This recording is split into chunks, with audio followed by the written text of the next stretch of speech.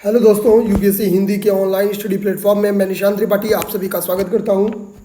दोस्तों, जैसा कि हम लोग जान रहे हैं कि हम लोग इन्वायरमेंट इकोलॉजी के 300 इंपॉर्टेंट क्वेश्चंस पे चर्चा कर रहे थे। इस 300 इंपॉर्टेंट क्वेश्चन की चर्चा करने की श्रृंखला में हम लोगों ने 150 इंपॉर्टेंट क्वेश्चंस यानी हम लोग कह सकते हैं कि जो हम लोग के 50% टारगेट है उसको हम लोग पूरा कर चुके हैं।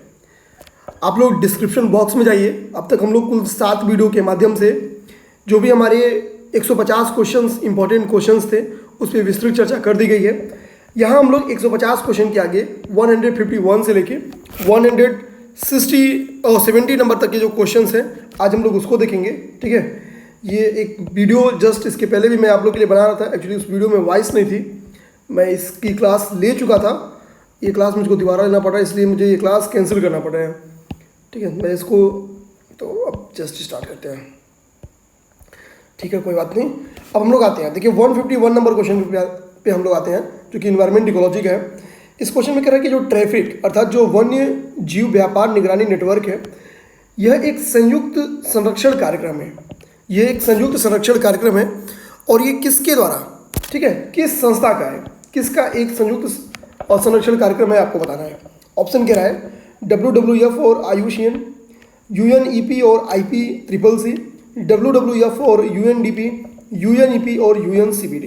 तो ध्यान देंगे दोस्तों, जो ट्रैफिक है यानी वन्य जीव व्यापार निगरानी नेटवर्क, बेसिकली ये क्या करता है कि वन्य पौधों और पशुओं का व्यापार प्रकृति के संरक्षण के लिए खतरा नहीं हो ये सुनिश्चित करता है। यानी जो व्यापार की वजह से, सीधे हम लोग समझे तो व्यापार के कारण क्या हो कि जो वन्य पशु हैं, जो पौधे हैं, इनको संरक्षण प्रदान किया जाए, इनसे कोई खतरा ना हो व्यापार की वजह से।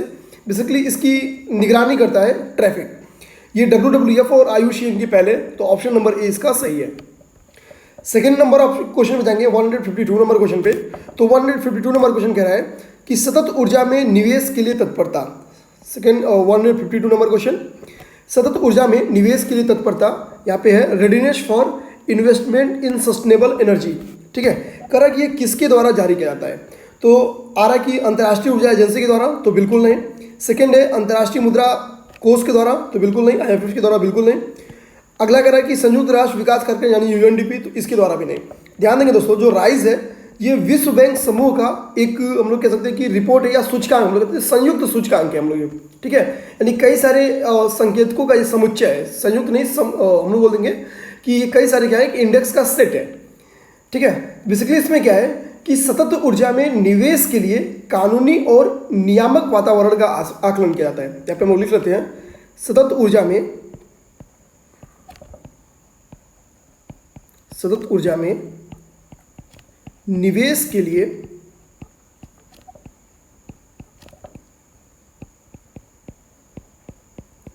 लिए कानूनी और नियामक वातावरण का आकलन किया जाता है इसमें। ठीक है, ये बेसिकली आकलन करता है। ठीक है, तो इसका राइज हो गया आपका ऑप्शन नंबर डी, विश्व बैंक समूह। अब हम लोग 153 नंबर क्वेश्चन पे आएंगे। इसमें कह रहा है कि विश्व सतत विकास शिखर सम्मेलन जो है, ठीक है, विश्व सतत विकास शिखर सम्मेलन कह रहा है ये किसकी पहल है। आपको बताना है कि यह किसकी एक प्रमुख पहल है, विश्व सतत विकास शिखर सम्मेलन। ऑप्शन नंबर ए में है FAO यानी खाद्य और कृषि संगठन। ऑप्शन नंबर बी कह रहा है कि टीरी यानी ऊर्जा एवं जो संसाधन संस्थान है वो। सी कह रहा है यूनेस्को और डी कह रहा है UNDP। तो ध्यान देंगे दोस्तों, इसका जो सही आंसर है ऑप्शन नंबर बी है। जो विश्व सतत विकास शिखर सम्मेलन है ये बेसिकली टीरी के पहले। टीरी ध्यान देंगे क्या है, टीरी एक NGO है जिसकी स्थापना 1974 में की गई थी।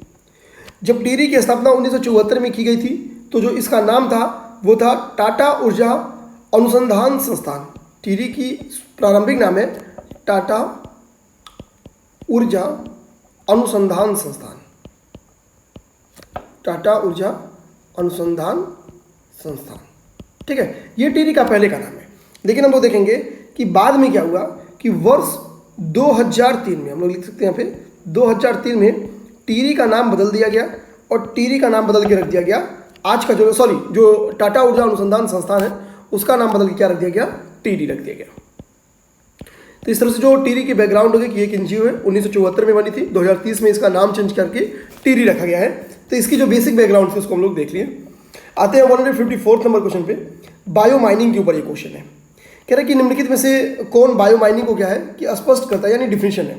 तो ध्यान देंगे दोस्तों, बायो माइनिंग का उपयोग क्या है, जो सूक्ष्म जीवों का उपयोग खनिजों को बाहर निकालने के किया जाता है। बेसिकली इसमें बायो माइनिंग में क्या जाता है कि सूक्ष्म जीवों का प्रयोग किया जाता है खनिजों को बाहर निकालने में। यानी हम लोग कह सकते हैं कि अरेस्को से खनिजों के निष्कर्षण में बायो माइनिंग में क्या होता है कि सूक्ष्म जीवों का प्रयोग किया जाता है, सूक्ष्म जीवों का प्रयोग किया जाता है।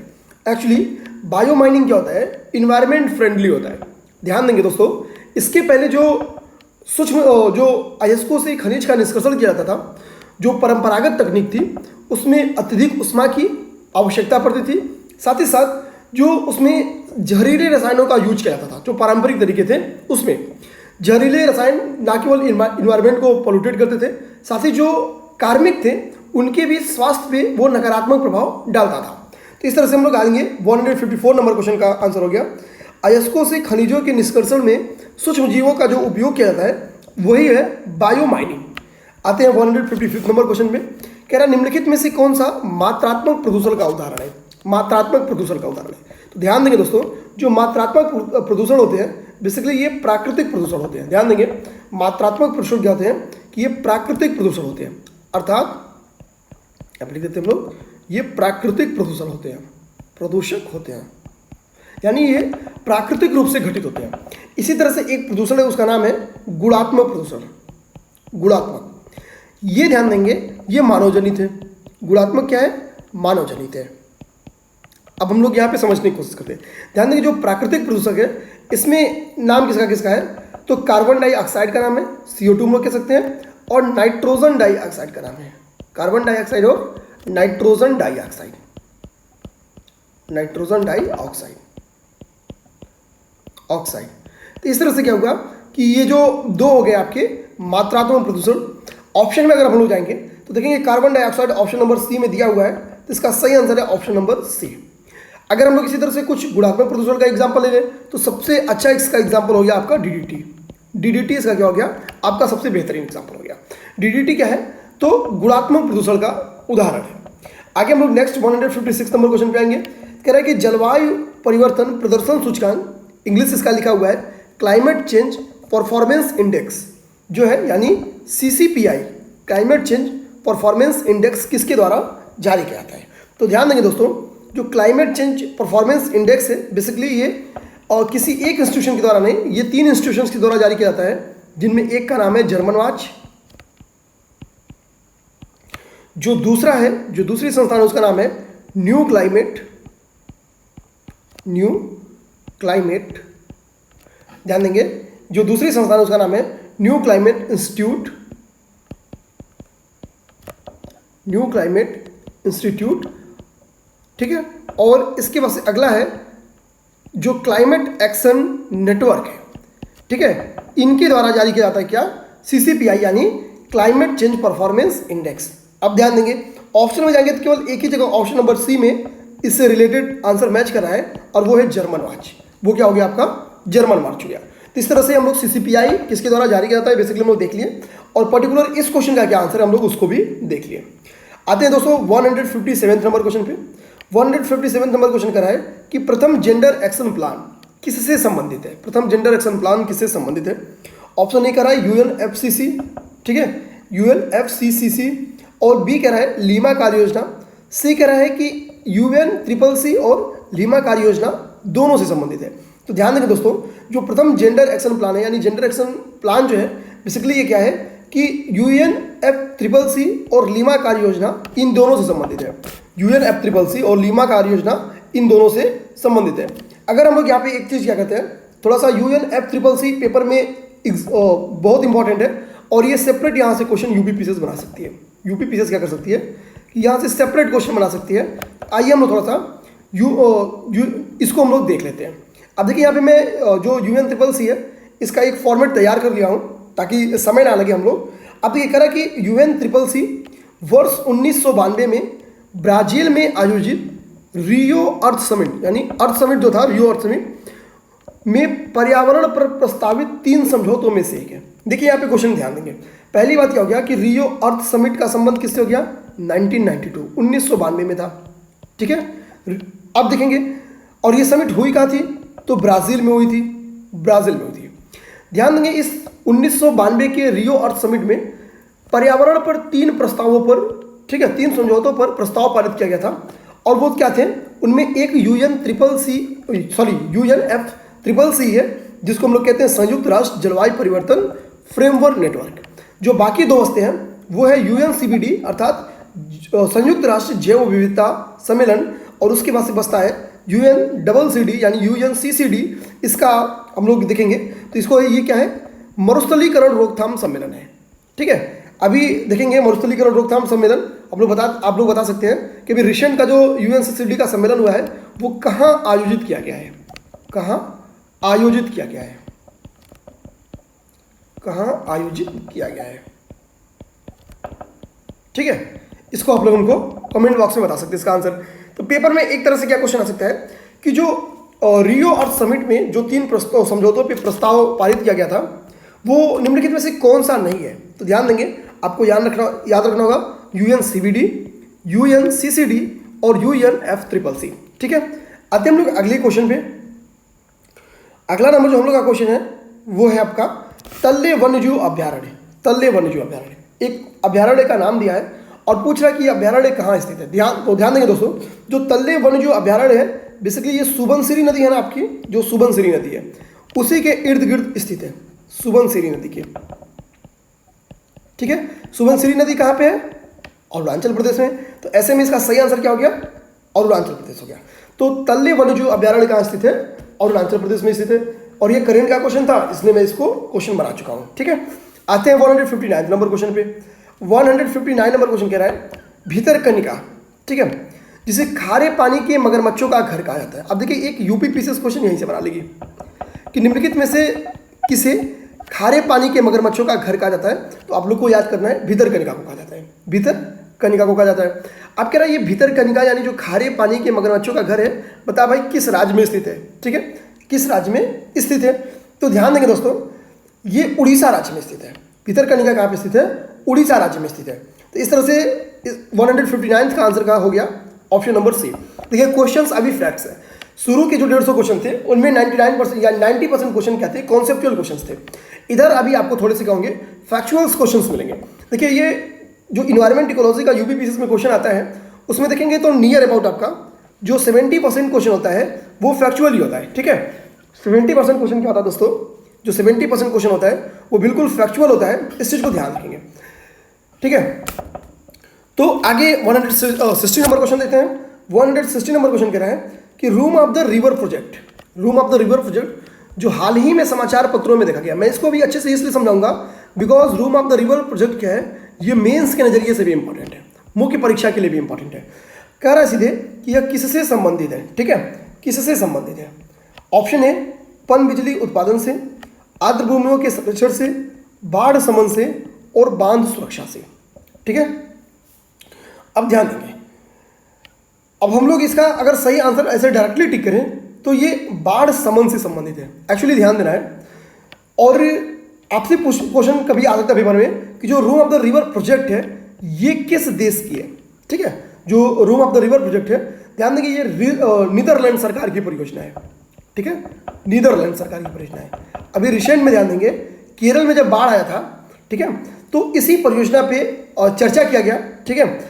इसी के लिए क्या है कि room of the river project काफ़ी न्यूज़ में रहा है। तो सबसे पहली बात क्या होगी कि room of the river project जो हाल ही में समाचारों में देखा गया रिलेटेड किससे है? तो बाढ़ के संबंध से है। किस देश की योजना है? तो नीदरलैंड की योजना है। अब थोड़ा सा हम लोग क्या करते हैं, थोड़ा room of the river project को देख ही लेते हैं, ठीक है, क्योंकि ये मेंस के लहजे से भी बहुत इंपॉर्टेंट है। आइए देखते हैं आप। देखिए दोस्तों सबसे बड़ी बात क्या है, जो नीदरलैंड है ना आपका, उसकी 55% जो आवास है वो बाढ़ प्रभावित क्षेत्र में है, ठीक है, बाढ़ प्रभावित क्षेत्रों में स्थित है। अब ध्यान दीजिए, अगर हम लोग अपने बिहार को याद करें तो बिहार का भी नियर अबाउट यही हाल है। बिहार भी क्या है कि बाढ़ प्रभावित क्षेत्रों में स्थित है, लेकिन वहाँ पे कैजुअलिटीज हर साल देखेंगे बढ़ती रहती है, ठीक है। बाढ़ की समस्या बिहार में हम लोग देखें तो हर साल आपको नियर अबाउट हर साल क्या है, बढ़ती ही आपको मिलेगी। ठीक है। मेरा मानना है कि बिहार गवर्नमेंट को भी, अगर बीपीएससी का जो लोग एग्जाम दे रहे हैं, मेंस में अगर बाढ़ पे रिलेटेड क्वेश्चन है तो आप लोग room of the river project को जरूर नोट करिए। यानी बाढ़ पे क्वेश्चन कभी भी आए, सीधी सी बात है, मेंस में बाढ़ पे क्वेश्चन कभी भी आए तो उसके रोकथाम में आप लोग गवर्नमेंट के एफर्ट में आप लोग बता सकते हैं कि गवर्नमेंट को क्या है कि room of the river project, जो room of the river project है उस पर काम करना चाहिए। ठीक है, आइए हम लोग देखते हैं इस प्रोजेक्ट का नाम पहले देख लीजिए, रूम ऑफ द, और लिखा गया है ऑफ द रिवर प्रोजेक्ट है। ठीक है, आइए हम लोग देखते हैं इस प्रोजेक्ट के बारे में। देखिए एक्चुअली किया क्या जा रहा है इस प्रोजेक्ट में। इस प्रोजेक्ट में कह रहा है कि जल निकायों के लिए अधिक स्थान प्रदान करना है। इस प्रोजेक्ट का टारगेट क्या है कि जो जल निकाय है, यानी जो तालाब है, नदियां हैं, जो भी चीज़ें ईटीसी झरना है, इनके लिए अधिक स्थान प्रदान करना है ताकि यह बाढ़ के दौरान असाधारण जल स्थल का प्रबंधन कर सके। हो क्या रहा है कि नदियों के लिए क्या है कि स्पेस थोड़ा सा क्या हो रहा है कि कम मिल रहा है। अब क्या कि बाढ़ के ड्यूरेशन में, यानी बारिश के मौसम में क्या है कि नदियां उफान पा जा रही हैं और बाढ़ का पानी क्या नदियों के फैल जा रहा है। ध्यान देंगे तो गवर्नमेंट कर क्या रही है, नीदरलैंड की गवर्नमेंट ने क्या किया कि उसने इस प्रोग्राम के तहत कुछ प्लान्स बनाए हैं। प्लान क्या बनाया है कि हम लोग क्या करेंगे, गाद का निम्नीकरण करेंगे। यानी सपोज ये नदी है तो इस नदी में जो एक गाद जमा हो गया है, पहले उसका टारगेट क्या है कि इसी को निकाल लेंगे। क्योंकि देखिए गाद जमा होने के कारण क्या है कि नदियाँ उथली हो जा रही हैं, उथली हो जा रही है तो जैसे नदी में थोड़ा भी पानी का फ्लो बढ़ रहा है, बस वो पानी क्या रहा है कि इस तटीय एरिया में आ जा रहा है, तटीय एरिया में आ जा रहा है। तो नीदरलैंड की गवर्नमेंट ने क्या किया कि वो कही कि मैं क्या करता हूँ कि गाद को कम करता हूँ ताकि जो कैपेसिटी है, जो नदी की कैपेसिटी है उसमें क्या हो सके, वृद्धि हो सके। ठीक है, तल को और गहरा करना। ठीक है, तल नदी की जो तल है उसको थोड़ी सी और गहरा कर देंगे, इसका भी टारगेट यही है। इससे भी क्या होगा कि नदी की जो कैपेसिटी है उसमें वृद्धि हो जाएगी। इसी तरह से देखेंगे कि जो सहायक नदियाँ उनकी गहराई में, जो उनकी भी गहराई बढ़ाना, यानी बेसिकली जो सहायक नदियाँ हैं उनकी भी जो वाटर कैपेसिटी है उसको बढ़ाने की कोशिश की जा रही है ताकि कल को सपोज ये नदी है और इसमें बाढ़ आ रही है तो जो इसकी सहायक नदियाँ हैं इसमें भी क्या हो रहा है कि ओवरफ्लो हो जाता है, पानी इसमें भी पहुँच जाता है। तो इसमें भी क्या है, इसमें इन नदियों के भी एरिया में बाढ़ की समस्या ना है, इसलिए यहाँ भी क्या करेंगे सेम कि गाद का निम्नीकरण कर देंगे, सहायक नदियों की जो तलहटी है, ठीक है, उसको और गहरा कर देंगे। इससे क्या होगा कि इनकी जो जल ग्रहण क्षमता है उसमें वृद्धि हो जाएगी। बेसिकली किया क्या जा रहा है room of the river project के तहत, ध्यान देंगे कि किसी भूमि प्रदेश को इस तरह से बदल दिया जा रहा है कि वे प्राकृतिक स्पंज में बदल जा रहे हैं। प्राकृतिक स्पंज में बदल जा रहे हैं अर्थात पानी सोखने वाली वस्तु होती है। स्पंज क्या होती है, पानी सोखने वाली वस्तु होती है। तो वो क्या हो रहा है कि प्राकृतिक स्पंज के रूप में बदल जाते हैं जिससे बाढ़ के दौरान अतिरिक्त पानी समायोजित कर सकते हैं। ठीक है, तो बेसिकली और कुछ नहीं है room of the river project के तहत। Room of the river project में यही है कि हम लोग क्या करेंगे कि नदियों की जो वाटर कैपेसिटी है उसको बढ़ाने की कोशिश करेंगे ताकि जो बाढ़ की समस्या है उससे अधिकतम ज़्यादा हद तक क्या पाया जा सके, निजात पाया जा सके। ठीक है, अब इसमें देखेंगे नदियों पे बांध वगैरह बनाने की भी बातें की गई हैं, तो उतना गहराई में नहीं जाएंगे, बस अपने को दिमाग में रखना है कि मेंस के पॉइंट ऑफ व्यू से इतना ही। अब थोड़ा सा हम लोग क्या करेंगे कि जो नीदरलैंड है वो नॉर्थ सी से बाउंड्री टच करती है। देखिए नॉर्थ सी से, तो आप एक बार यहीं पे क्या करिए, नॉर्थ सी को देख लीजिए। देखिए यहाँ पे आपका नीदरलैंड है, ये नीदरलैंड हो गया आपका। और अभी नीदरलैंड चूंकि भारत सरकार की ऑक्सीजन डिलीवरी में काफ़ी मदद की है, तो चांस है कि यहाँ से क्वेश्चन बने भी। ठीक है, अब देखेंगे नीदरलैंड क्या है कि ये नॉर्थ सी से बाउंड्री टच कर रहा है। अब आते हैं कि नीदरलैंड के अलावा कौन कौन से ऐसे हैं जो नॉर्थ सी से बाउंड्री टच करते हैं। तो अगर हम देखें तो यहाँ पे देखिए नॉर्थ सी से फ्रांस भी बाउंड्री टच कर रहा है, और फ्रांस और यूके के बीच में आपको एक इंग्लिश चैनल दिख रहा होगा। इंग्लिश चैनल ये क्या कर रही है कि फ्रांस और यूके जो है वो इंग्लिश चैनल से अलग होते हैं।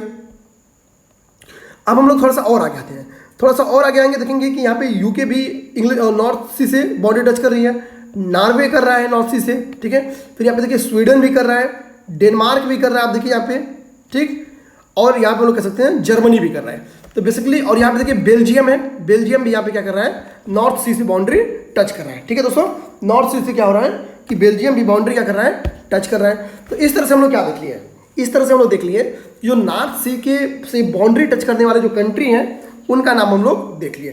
तो इस तरह से क्या है कि हम लोग ने एक विस्तृत अध्ययन कर लिया बेसिकली, जिसमें हम लोगों ने ना केवल उस पर्टिकुलर प्रोजेक्ट को देखा, उस प्रोजेक्ट से रिलेटेड और जिस देश से संबंधित था उस देश की लोकेशन देख लिए।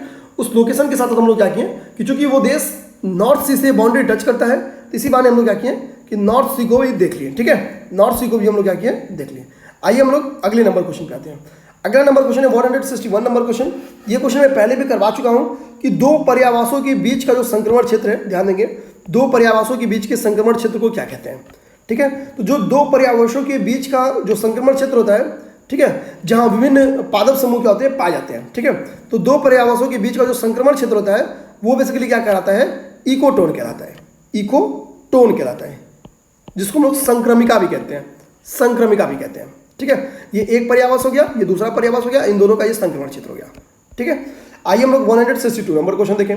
162 नंबर क्वेश्चन कर रहा है कि निम्नलिखित में से कौन सी एक वनस्पति प्रजाति के दूसरे वनस्पति प्रजाति में क्रमिक परिवर्तनों का संक्रमणीय अवस्थाओं का वर्णन करता है। इसको मैं डिटेल में समझा चुका हूं। ठीक है, जब एक वनस्पति प्रजाति दूसरी वनस्पति प्रजाति में चेंज होती है, यानी सपोज कि लाइकेन है और लाइकेन क्या हो रहा है कि छोटे वृक्षों में कन्वर्ट हो रही है धीरे धीरे। ठीक है, तो ये क्या रहा है, चेंजिंग हो रही है, और इसी को हम लोग क्या कहते हैं, क्रमक कहते हैं। इसी को हम लोग क्या कहते हैं, क्रमक कहते हैं। तो ध्यान देंगे इस तरह से एक जो 162 नंबर क्वेश्चन था वो सही हो गया। ध्यान देंगे रामदेव मिश्रा कह रहा है कि रामदेव मिश्रा को भारत में जाना जाता है। रामदेव मिश्रा का मतलब रामदेव बाबा नहीं, ध्यान देंगे रामदेव मिश्रा के बारे में जस्ट मैं गूगल कर रहा था तो मैं पाया क्या कि इकोलॉजी में पोस्ट ग्रेजुएट करने वाले भारत के पहले ये स्टूडेंट है, और बीएचयू से इन्होंने पोस्ट ग्रेजुएट किया हुआ है, बीएचयू से।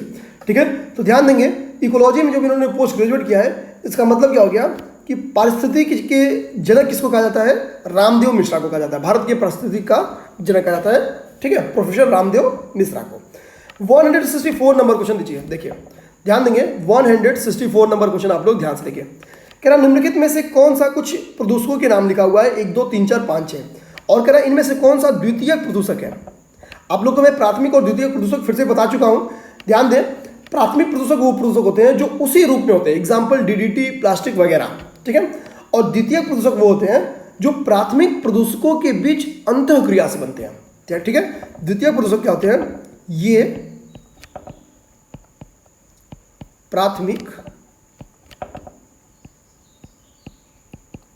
प्रदूषकों के बीच अंतःक्रिया से बनते हैं, अंतःक्रिया से बनते हैं। ठीक है, अब बताती है, मैं एग्जांपल भी इसके पहले बता चुका हूं कि कौन सा प्राथमिक प्रदूषक है, कौन सा द्वितीयक है। आप कुछ नहीं जान रहे होंगे, मैं मानता हूं, आप बस पर्टिकुलर मैटर्स है, यानी जो पीएम है, PM 2.5 10, ये हमको पता रहना चाहिए कि ये क्या है, ये प्राथमिक प्रदूषक है, ये प्राथमिक प्रदूषक है।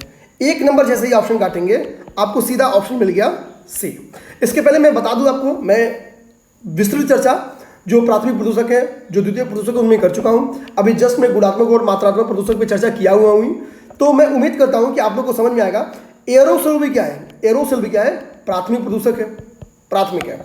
इसमें ध्यान देंगे चौथे, पांचवें, छठवें नंबर पे, यानी जो स्मॉग है, यानी जो फोटोकेमिकल स्मॉग है, जो पैन है और जो फिनॉल है, ये सब क्या है, ये सब आपके सेकेंडरी द्वितीय प्रदूषक है। इस चीज को ध्यान देना है, द्वितीय प्रदूषक है।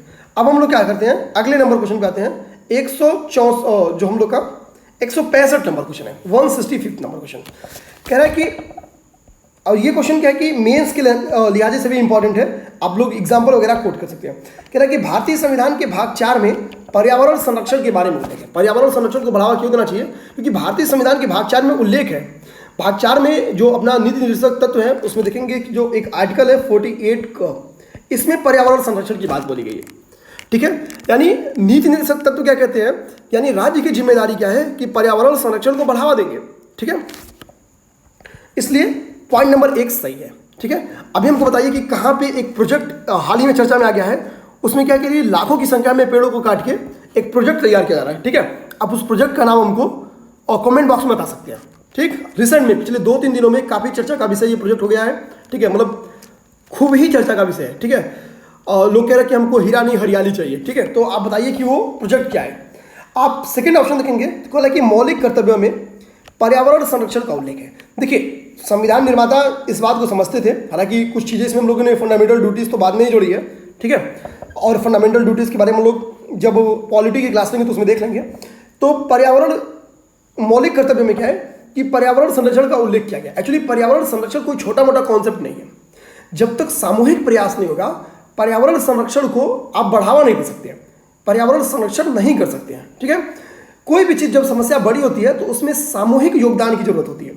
आज कोविड को देख लीजिए, गवर्नमेंट, प्रशासन, पुलिस, ठीक है, हमारी पूरी मेडिकल टीम, इसके साथ जब तक पब्लिक सिस्टम, एनजीओ सब नहीं आई, तब तक केसेस क्या होते हैं,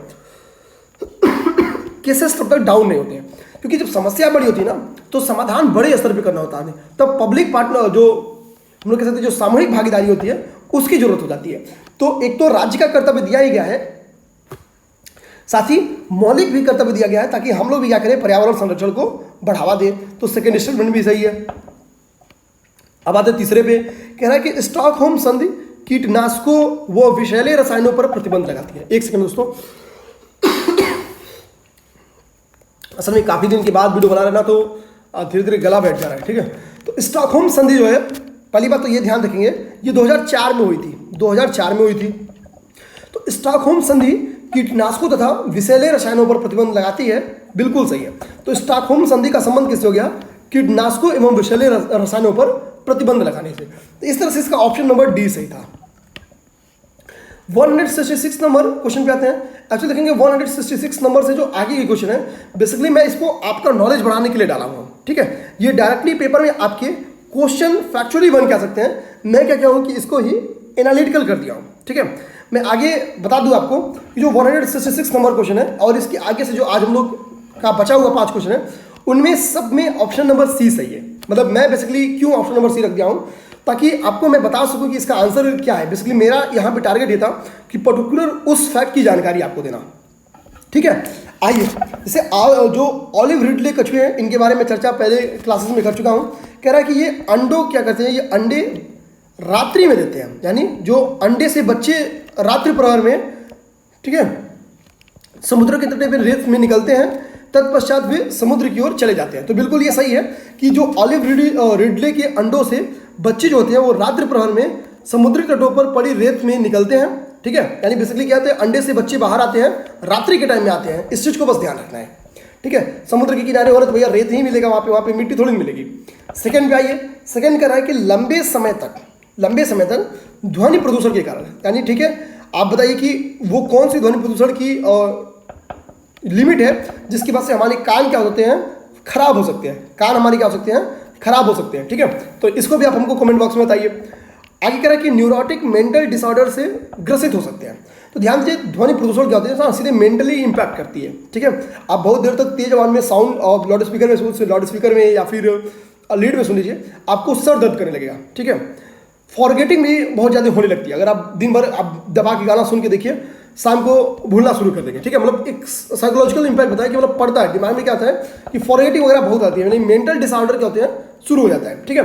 तो ध्वनि प्रदूषण क्या करता है कि मेंटल डिसऑर्डर्स को बढ़ावा देता है, न्यूरोटिक मेंटल डिसऑर्डर। तो सेकंड स्टेटमेंट भी इसका सही है। इसको आप लोग मेंस में भी यूज कर सकते हैं, ठीक है। पर्यावरण संरक्षण को बढ़ावा देना, कभी क्वेश्चन आ जाए तो हम लोग देख सकते हैं कि आप ये बेनिफिट्स में लिख सकते हैं कि इससे ध्वनि प्रदूषण कम होगा, जिससे न्यूरोटिक मेंटल डिसऑर्डर्स के केस क्या होंगे, कम आने लगेंगे, ठीक है। 167 नंबर क्वेश्चन पे आएंगे। कह रहा है कि बायोस्फीयर रिजर्व प्रोग्राम का उद्देश्य दीर्घकालिक स्वस्थानीय संरक्षण से है। तो स्वस्थानीय संरक्षण, ठीक है, परस्थानीय संरक्षण, ठीक है। स्वस्थानीय संरक्षण का मतलब होता है कि जंतुओं और पौधों के उनके प्राकृतिक आवास में क्या किया जाए, संरक्षण प्रदान किया जाए, ठीक है। तो बायोस्फीयर रिजर्व इसका एग्जाम्पल है, बिल्कुल सही है। स्वस्थानीय संरक्षण में और एक्सिटू और इनसिटू संरक्षण को हम लोग इसके पहले बहुत बेहतरीन पढ़ चुके हैं, तो यहाँ पे मैं समय देने की कोशिश नहीं करूंगा क्योंकि मैं बेहतरीन समझा चुका हूँ इसके पहले। जहाँ इसके पहले चर्चा हो चुकी है, मैं कोशिश करूंगा वहाँ पे छोड़ के आगे बढ़ जाऊँ। आगे कह रहा है कि ग्लोबल 200 दुर्लभ तथा प्राकृतिक विशिष्ट क्षेत्रों को कहा जाता है। तो बिल्कुल सही है, जो ग्लोबल 200 है वो दुर्लभ तथा प्राकृतिक विशिष्ट क्षेत्रों को कहा जाता है। तो पेपर में क्वेश्चन आ सकता है कि ग्लोबल 200 का संबंध निम्नलिखित में से किससे है। ऑप्शन ए दुर्लभ क्षेत्रों से, बी प्राकृतिक विशिष्ट क्षेत्रों से, ऐसा आ सकता है कि सी ऑप्शन दुर्लभ तथा प्राकृतिक विशिष्ट क्षेत्रों से, डी ऑप्शन कुछ और भी दे सकता है, या स्टेटमेंट को ये एक साथ रख दे, बाकी 3 में कोई और स्टेटमेंट रख दे। तो ग्लोबल 200 का संबंध है दुर्लभ तथा प्राकृतिक विशिष्ट क्षेत्रों से। ऑप्शन सी नंबर इसका सही है। 68 नंबर क्वेश्चन पे आइए। कह रहा है कि नंदन कानन जो सफेद बाघों हेतु प्रसिद्ध है, दुर्लभ सफेद बाघ जो है उनके लिए प्रसिद्ध है, किस राज्य में स्थित है। यानी हम लोग कहने का मतलब है कि नंदन कानन जो सफेद बाघ का के लिए प्रसिद्ध है, बेसिकली वो उसकी लोकेशन क्या है आपको ये बतानी है। तो नंदन कानन क्या है कि वो असम में स्थित है, ठीक है।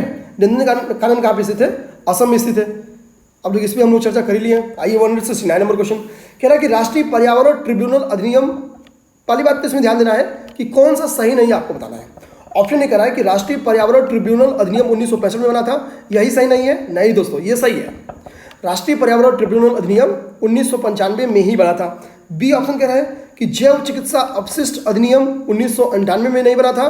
नहीं दोस्तों, ध्यान देंगे, जैव चिकित्सा अपशिष्ट अधिनियम 1998 में ही बना था। नगरीय ठोस अपशिष्ट प्रबंधन 2002 में बना था, बिल्कुल सही है। लेकिन पर्यावरण सुरक्षा अधिनियम मैं कई बार करा चुका हूं, 1986 में बना था। पर्यावरण सुरक्षा क्या है? इन्वायरमेंट प्रोटेक्शन एक्ट, EPA 1986 है। ठीक है, आज का लास्ट नंबर क्वेश्चन हम लोग करते हैं और वो है रियो पृथ्वी सम्मेलन।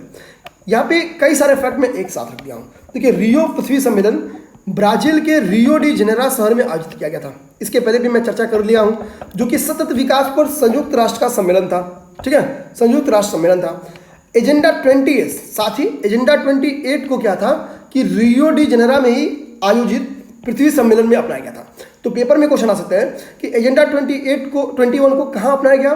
तो रियो डी जेनेरो में जो अर्थ समिट हुआ था उसमें अपनाया गया था। ठीक है, एजेंडा 21 का संबंध किससे है? इसके पहले मैं बता भी चुका हूं। तो सतत विकास हेतु एक व्यापक कार्य योजना है। ठीक है, एजेंडा 21 मतलब हो गया 2021। ठीक है, सतत विकास हेतु एक व्यापक कार्य योजना है। ठीक है, अब कह रहा है कि रियो पृथ्वी सम्मेलन कब आयोजित किया गया? तो मैं ऊपर अभी पढ़ा ही चुका हूं, ऑप्शन नंबर सी इसका सही है, 1992। तो इस तरह से आज के 20 क्वेश्चन खत्म हो गए हैं। मैं कोशिश करूंगा कि कंटिन्यूटी के साथ वीडियो प्रीमियर करते हैं ताकि अब गैप आप लोग को ना मिले। धन्यवाद दोस्तों।